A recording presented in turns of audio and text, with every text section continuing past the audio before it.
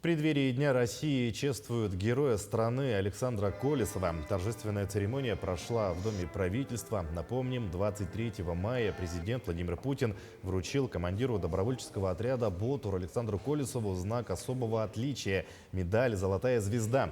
Якутянин удостоен высокого звания Героя России за мужество и героизм, проявленные при исполнении гражданского долга в ходе специальной военной операции. Я ощущаю поддержку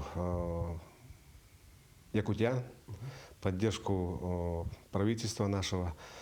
Ну, эта поддержка всецело должна распространяться на всех участников специальной военной операции, их родных и близких.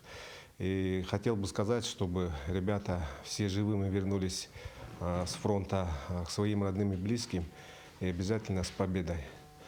Поддержка со стороны якутян, со стороны правительства, от нас поддержка всем будет оказана.